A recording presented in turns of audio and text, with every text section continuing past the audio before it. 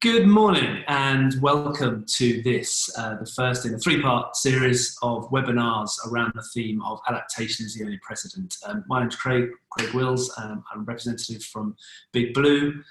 And I'm Simon Pont. We are thrilled to be delivering this in partnership with the Fragrance Foundation. And as a business and organisation, we're a brand growth business. And the three tenets, the three beats to our business are the words anticipate, adapt and thrive. And therefore, in these current times, it seemed pertinent and right that we could lay some claim to those themes. And we've laid out some thinking in these webinars about how businesses may want to be able to anticipate what's coming in these most uncertain times. And I think if we were doing this back in January of this year, it would have been very different. So the idea now where the word unprecedented was littered through BBC and most of the news channels, the word that's on everyone's lips and across news channels is now adaptation. So therefore, it's of the moment. How can we adapt? How can we be ready for the future, which we don't quite know it's going to be? And we're going to provide a few clues and a few thought starters for how we get there. Absolutely. I mean, without question, if unprecedented was the watchword of 2020, then the second beat to that has to be how do you therefore respond to it and how do you find a way through? And not only do we have to deal with the context of ongoing change, something that we know well enough and we all play lip service to, but just the degrees to which that has now become so accelerated and so relevant, so pertinent, and so therefore front and centre for everybody is really quite acute. And so how do you negate the white noise of having to address everything and make judicious calls on what to do and make sure that what you do is true to who you are? Sure. To that very point, I mean, this quote attributed or indeed misattributed to Darwin. It's not the strongest of species, it's not the most intelligent, it's not the fastest of the species that survives, but the ones most responsive to change. Not actually a quote from The Origin of Species, but one that plays absolutely to the key themes of that text. How you respond to what's going on around you in any given moment determines ultimately your future trajectory, your future direction of travel, and indeed whether you have one. What we know, without question, is that change is a basic, fundamental law of nature, of the world we live in. Therefore, survival is born of an ability to change within that. And it's all good saying it, it's really about calling it out, and because to say it's so much more front and centre and immediate and relevant as well. And of course, that's about adaptation within any number of multiple contexts. As the slide says, the physical dimensions, the social, the political, the moral, the biological, the cultural conditions in which we find ourselves. What do we do about it now? Sure, and I guess when we look at these relatively lofty terms, that doesn't mean we can't anchor them back in the reality of the day-to-day. So as we come further into the webinar session today, we'll talk about how you can actually make change within your media estate, your partnerships, your policies, and your brand at the heart of that. So whilst spiritual, political understanding is important, the key is how do you land it into absolute behavioural change and change within how you market, communicate, engage, reward. Absolutely. Yeah. Theory into practice, into practice that's manageable, that people can get their heads around, and that can be the big and the small of what people do in there every day and how they feel about what they do. The dangers in not responding are multiple and many. You run the risk as an organisation, as an individual, as a brand, as a business, touch, outmoded, outdated, choose a synonym. The point simply being is that if you're not acting within the moment and responding and reacting in the right way to the moment, then you run the danger of becoming very anachronistic and anchored in the past. Sure. Indeed, this becomes part of a real key challenge that we've seen with a number of clients and brands, is that how does that interplay and balance work, that seesaw between the power of being a long-standing and established and proven through time organisation? How does tradition play into innovation and progress? Absolutely. How do you run at the forefront, but at the same time bring yourself forward from the past in a way that doesn't hold you back? I think one of the clues we look later on to explore is the fact that the past will inform the future. It has to. You can't just cut off your legacy. Sure. You shouldn't ignore it. I think if we look at the news agenda today, it means that actually it's really important to make sense of the past and contextualise it in the right way. And clues to the future often sit there.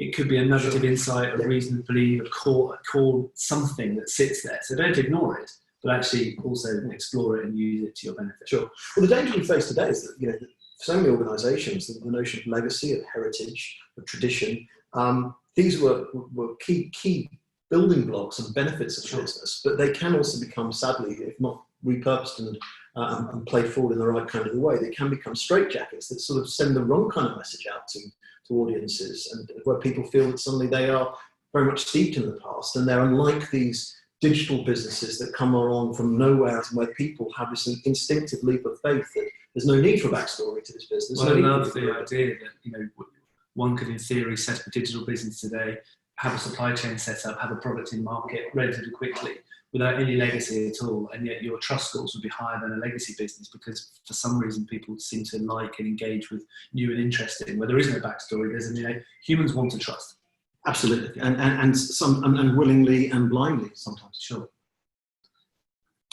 So this is all very much about, of course, a call to arms and a call to act, and recognising the need to act. And of course, every action takes two forms, and really plays into the idea of the planned and the premeditated, knowing what you want to do, why you want to do it, and then doing it, the proaction of the piece, versus ultimately the things that come along and out of nowhere and come at you sideways. And therefore there's the reactive piece. And obviously in times that are acutely fast moving and uncertain, there's a potential balance shift much more to the reacting, as opposed to, and potentially to the cost of losing sight of what you had in mind, what your plan was. Sure.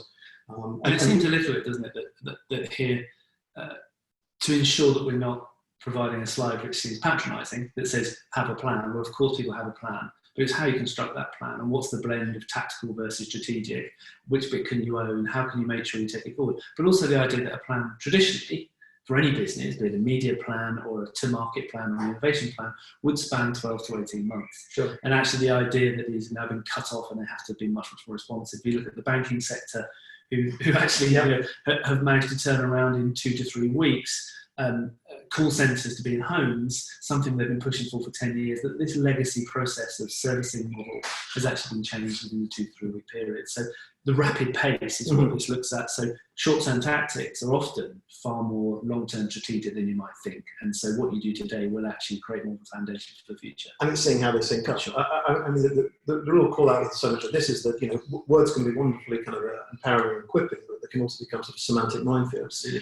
And put 3 people in a room around the table to discuss strategy, and then they come with very different perspectives on what strategy is. The simplicity of demystifying any kind of jargon is to just call it out for what it is. Well, I think strategy is a plan of action and intent over a medium to long-term position. Tactics complement that strategic intent. So have a plan and act as opposed to just react and lose sight of where you want to come from. And I think what we're seeing today is if you go through the social sphere, lots and lots of brands, lots of business, lots of institutions making of the moment statements. When we come to look at those in 6 months' time, will they stand the test of time? Was the commitment made, or the flag in the ground a true commitment, or was it just at the moment? And that's going to be another minefield for brands, because people will look back and go, well, you said this then, transparency matters. When people look back, were the actions true to the organisation, and were they sincere to the organisation, the leaders of the organisation, or did they jar? Or did they fit with the narrative or not fit with the narrative? And of course, acting and reacting within what ultimately, to this slide, is a comment on how much you can crystal ball gaze, how much you can predict, how much you can preempt what's going on. And this is the gnarly and elusive discipline of prospecting, or prospection. And it tends to be that we overestimate what's going to happen over the short term and underestimate what's going to happen over the long term. Conversely, we don't tend to see those big markers in the more distant future, and we underplay that. The revolutions of an industrial revolution or digital revolution, we don't anticipate those, and they become much more significant in people's lives. And so what we're facing now is one of those big moments where we haven't anticipated, but we have to know how to try and manage it. I think it. the idea of anticipation previously for a business, if you take strategy and planning, was you'd have a market context, you'd have route to market, you'd have consumer insights, you'd have something around pricing and policies. You could create trends. You could create trends, but also this idea that people and businesses would set a trend and say this is what it's going to be because we have said so, Sure. and therefore Q4 trend is a colour palette of paint or otherwise, and then you see it throughout the whole retail chain. But actually the idea of one person or a group of people sort of projecting the future because it sort of fits purpose, and therefore saying this is the colour code of next year, it's just gone. It feels like a folly. Sure, and you look at what some of the fashion brands have done, go, we're going to de-seasonalise. We're going to stop doing 4 series of clothing because actually it's not fit for a modern world. Breaking down the known constructs of insight, mark-ons. It's all broken and all up for change. So positive time, grab hold of it and do what's right for you. So again, to kind of give this some sort of anchor point, some bedrock on which you can actively, proactively, and in a way appropriately respond to the context of today. What is our anchor point? Trust is a part of this. Well, I think this is unavoidable because previously, again, if you lived on this 6 months ago, every brand talks about trust, the need for trust within institutions, and this would have been a point size of about 22. Actually, it's a point 46, but actually, it's could have made it bigger. It's the one thing that stands out, and actually, if we amalgamate everything that's happening right now, is that the distrust, that we're in a world of distrust where algorithms are broken the system, where political systems are broken, where testing formats from medical bodies don't seem to work. Trust is the biggest fundamental issue we're dealing with right now. Yeah, we know it to be true. We play lip service to it. We have enough facts and stats to play to it. At the same time, it's never become more front and centre, and never something that we're now feeling more and more. Well, I'd argue that it's been relatively simplistic since the old days of Kevin Roberts at Saatchi's talking about trust marks. Sure. Trust was about being sort of open and transparent. I talk a bit like you, but actually it's a very simplistic model. It didn't actually apply to what's happening now, which is a full supply chain where it's total transparency from origination right the way through to circular economy, right the way through to policies and behaviours, how you treat your staff. So actually the back has been taken off, and trust has taken on a much more complex meaning in lives and within business.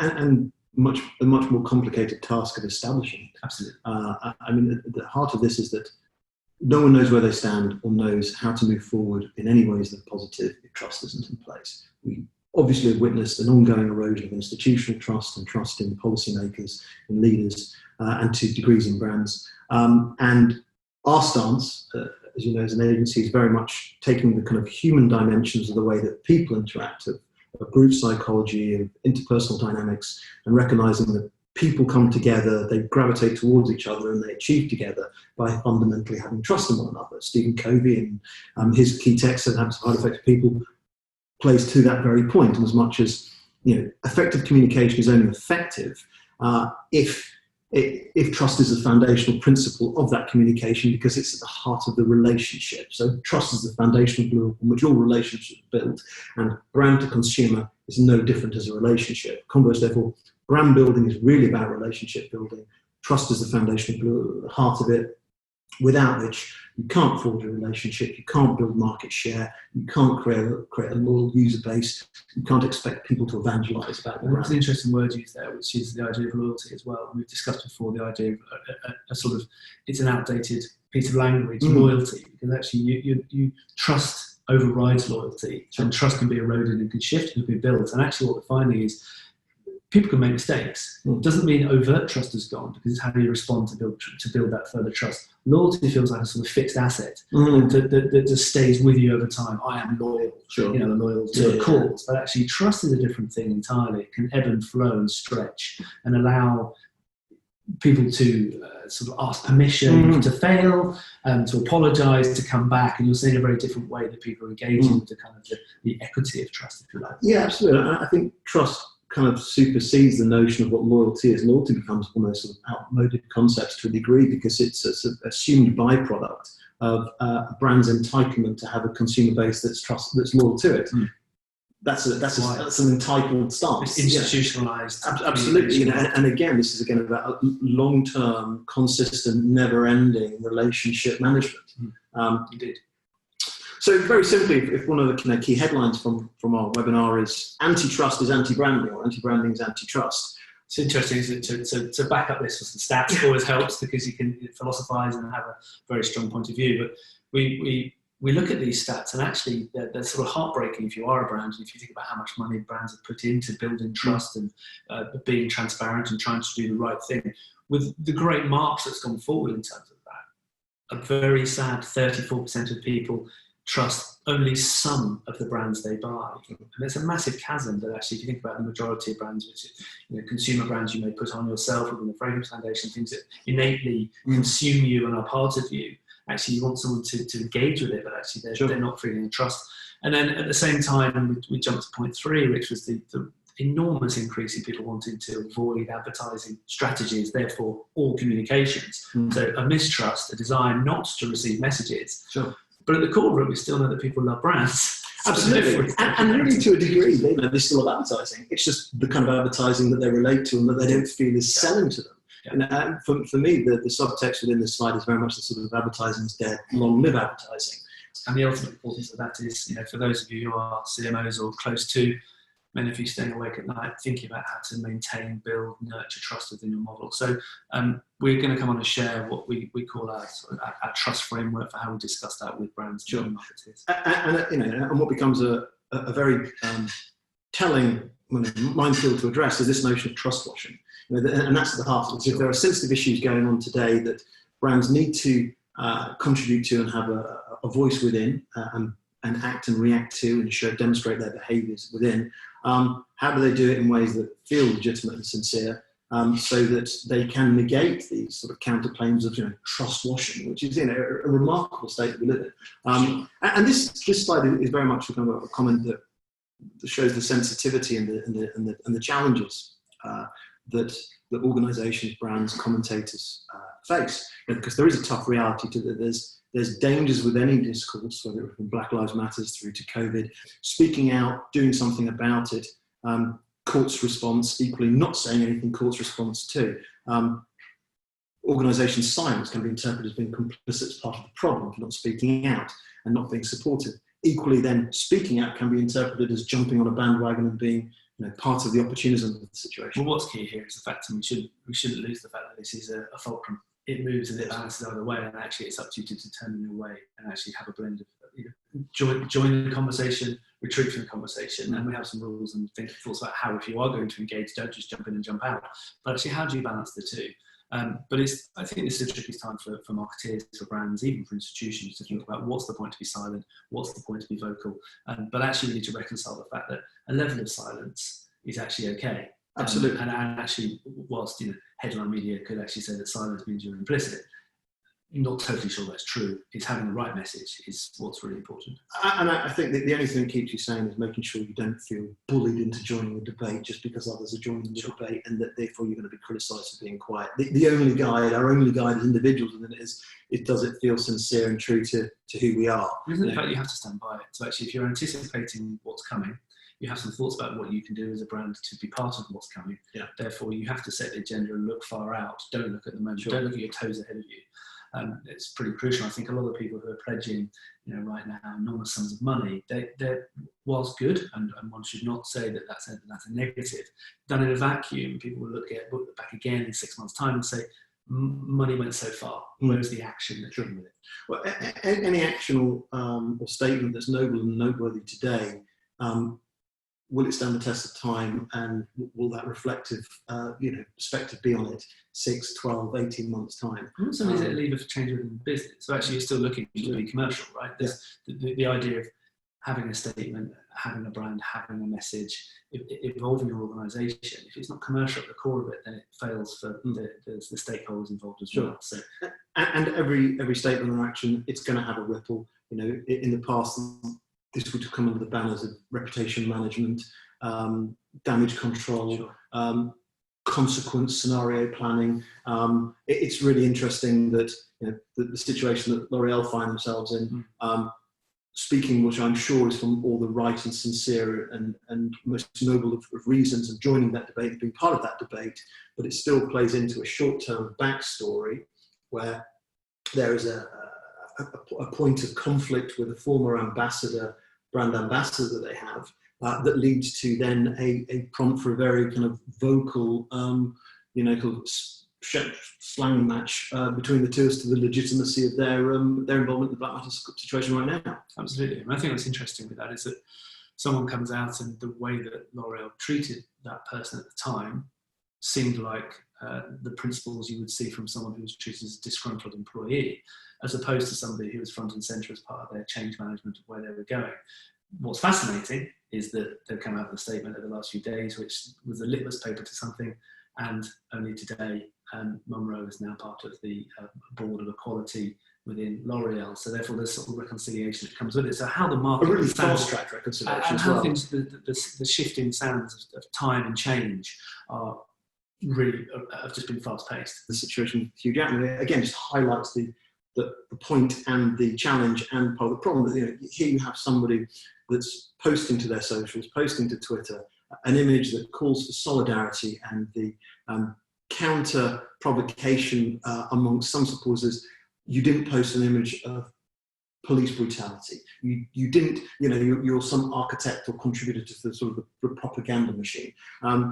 There is a degree to which, that sort of 80-20, 90-10 principle applies, that the majority will get behind and recognise the sincerity and the nobility of an act, and there'll always be a small percentage, the sort of the haters who hate, who will still have a pop and criticise something, even if the action itself seems to be for all the right reasons. The idea that Hugh Jackman should be criticised for not fanning the flames of confrontation and not looking to try and build bridges and create cultural and social reconciliation is absurd. But again, it comes down to the fulcrum. It's a choice made, it's what's right, and it's what's going to stand the test of time for the individuals involved. Completely.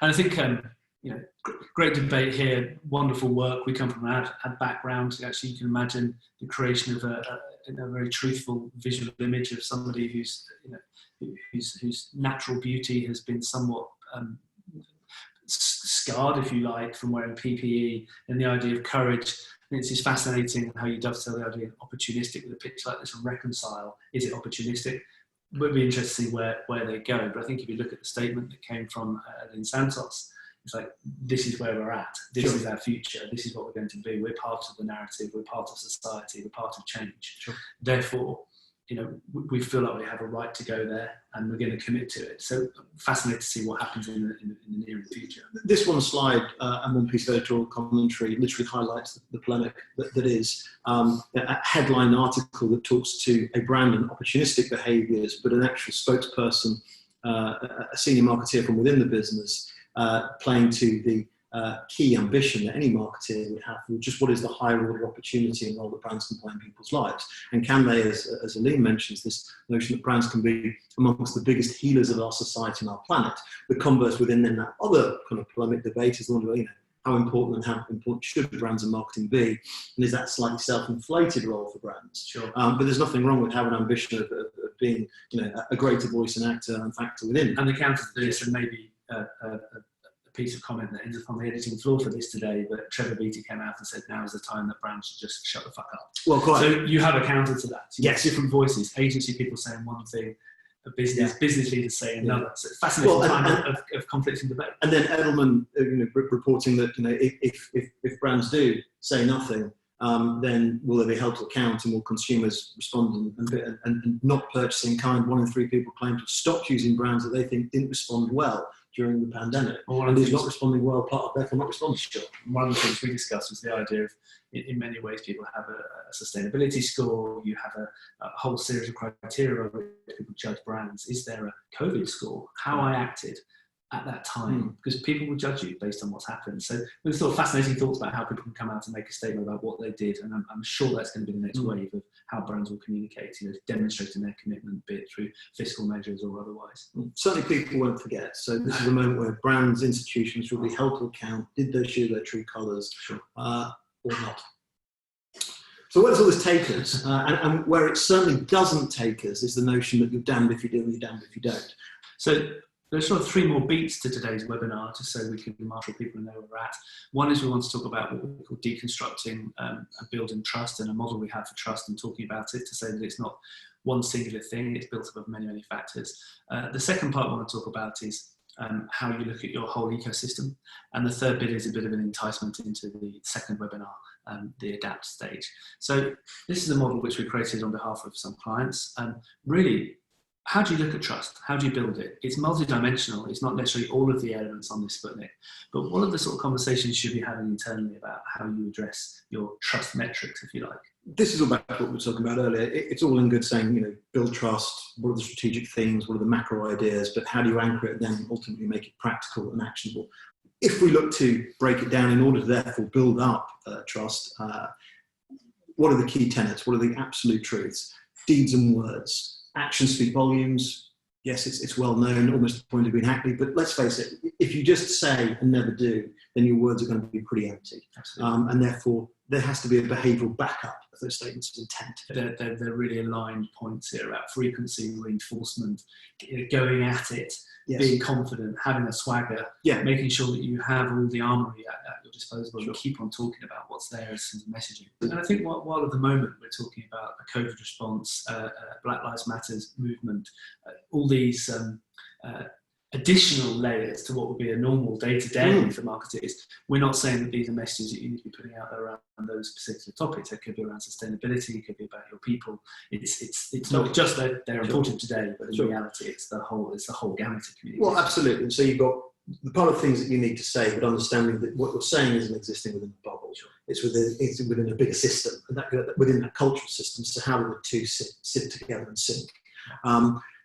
Without question, that the notion of not only for comms to be effective, it should be simple, coherent, concise, and cogent, but also there's a frequency to this. There's nothing that worries people, that scares people more, that evokes doubt more than where a brand or organisation says something then stops saying anything. That people feel silence from organisations with all sorts of speculation on uncertainty, and so go dark at your peril. So points 5, 6, and 7 on here are more about style. I guess if you were looking at to put messaging out there, what would be the flavour of that? What would be your stance in terms of communication?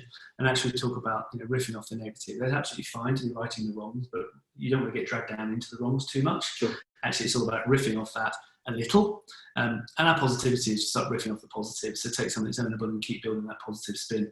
Although interestingly, if you look at something like Facebook, which is based off the negativity of an algorithm, we believe there's going to be firmly a backlash to that, and actually the algorithms are going to have to flip to be about positivity. It's sort of the next era of sort of digital integrity that's going to come to the fore. Yeah, I mean, so many social media algorithms ultimately harvest anger and play back anger, and there's nothing wrong with feeling very emotive about a subject in order to therefore crusade that subject, but there's equally nothing more appealing than crusading towards a positive. Well, solutions based.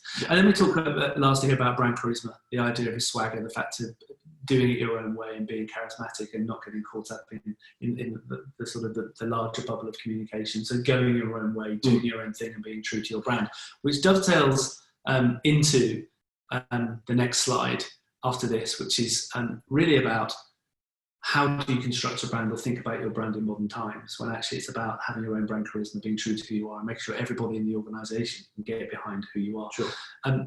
A construct we put together, which is borrowing again from the rules of nature and the glorious creature, the orca, that actually the 5 core principles of the orca are very easy to decode and understand within an organisation. And when we do this to sort of allow people a North Star for how they might want to project forward. So the 5 areas we look at are intent, and actually that dovetails into your strategy and your strategic vision. Are you clear and absolutely purposeful, committed and single-minded in where you want to go? Does everybody know where you're going to go? And there's no ambiguity between anybody in the organisation. That North Star vision is really, really important. We look at the idea of being social by design, and actually, what does that really mean? Actually, it means that we're communicating, we are open, we are talking. It doesn't matter who you are, through what channel. Am I getting a bot on your website, or am I getting a human? If I have got a bot, how does it feel human? How am I opening up that communication? Am I smart? Have you baked in genuinely insightful thinking into the ways that you're moving forward? And actually, right now, you need to be ready to sidestep what's coming at you tomorrow. Therefore, intuitive models for smart thinking. And we talk about being adaptive, which is the basic tenet of today's presentation, but actually thinking about what's that really mean at a brand level? It means being open-minded. It's questioning, are we doing the right thing, allowing anybody in the organisation to have an opinion. So how do we bring that into cultural relevance and cultural thinking of the organisation? And then talk about predator. And I think for me, with these 5 dimensions, this is all about demystifying how you build a brand and how you grow a brand, and using 5 key traits that are very relatable and accessible, and that you can then do something with and put on a plan. And the previous slide that talks to brand charisma is not just a webinar, but a whole book in itself. But it's this notion that a brand can be one of 2 things. It can either create the right kind of platforms for a relationship with consumers, and it can put them front and centre stage and in the limelight so that they can contribute and have a right of reply within a relationship. Or brands can be brand balls and just push out the message that they feel compelled to push out, which is absolutely antithetical to these 5 traits, and of which the 5th trait, predatory, no marketeer, no organisation doesn't want to have competitive advantage and drive competitive advantage. We live in a capitalist structure, and we want to drive market share. To that end, we want to be market leaders, whether it's challenger brands or being already well-established market leaders. But still, then there should be the kind of the healthy paranoia of how you maintain market share and remain at the forefront of your category. There is nothing wrong with ultimately recognising the need to lead, and therefore what you need to do to lead. And how fascinating that the idea of predatory and apex has actually taken on a slightly different flavour over recent times, that Nike and Adidas are happy to communicate on the same level about the same issues. So actually, it's all changing. So you can still be predatory and apex and want to be a leader in your category with your target audience, whilst also playing nicely with the competitors at large. Leading doesn't undermine emotional or intellectual intelligence. If anything, it celebrates. All need to be social. So, final slide, until we just give you a bit of a preview into the next session, is how do you anticipate your future ecosystem? So really some clues and some thinking on model to start thinking about what legacy frameworks, models, values, behaviours will actually help you define your future. And if we were going to interrogate some of the elements of your ecosystem, how would you do that and what should you do? So for example, in media communications, how are brands going to work? Who are you going to work with? Is last year's plan fit for this year and moving forward? Probably not.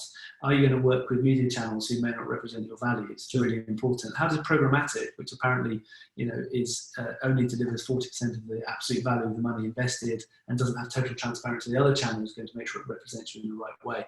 All things to interrogate. How are your policies going to make sure they're fit for a changing world? They could be legal policies, they could be brand policies, but statements you come out to the marketplace with. We look at portfolio. Is your portfolio right? Is actually within the category of fragrance? Is it that people want product that's just in a bottle? Do they want extended products which are about safety and protection?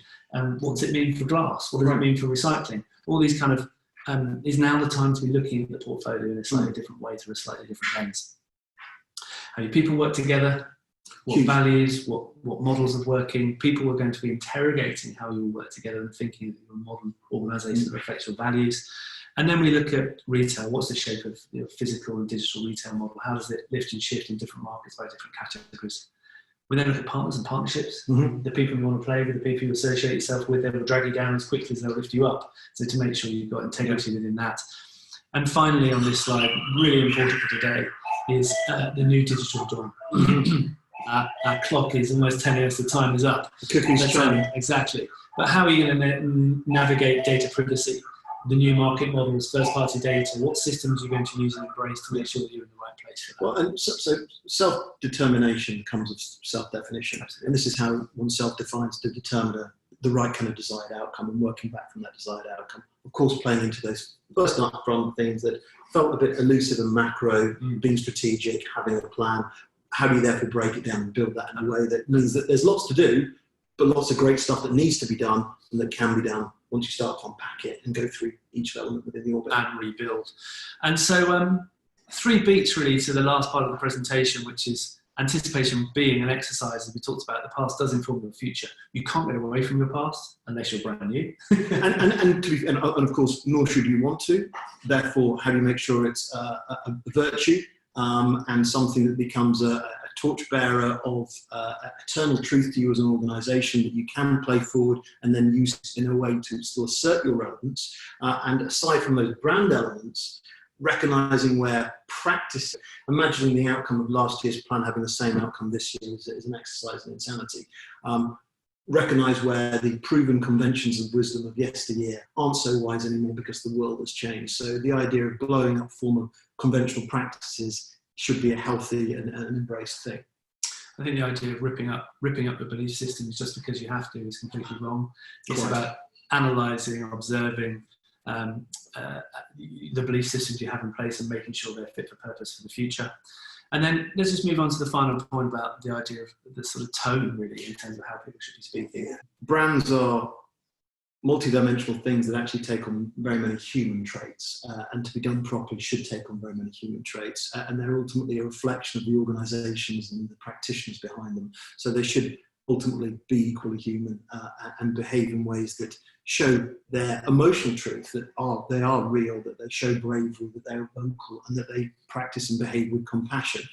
We are in a moment in time where there are many minefields to negotiate and sort of tectonic plates that are shifting around us, but that doesn't mean that therefore they should dictate solely what we do and why we do it against reasons that are purely negative. So the slide references there. Being too scared to speak out is an exercise in all sorts of Orwellian misery, and equally feeling that you should speak out only for fear of the mob criticising you if you don't is also ridiculous. This is about very much clearly acting from the heart, but knowing why you feel motivated to say and do what you do. And therefore the answer there lies back in point number 2, which is know your ultimate truth, and that will kind of guide you through. Indeed. So a little teaser for next time. Thanks for your time thus far. One area which we believe is highly important moving forward is the behind the curtain supply chain. We undertook a piece of global quant at the beginning of COVID lockdown across China, the US, Japan, and Central Europe.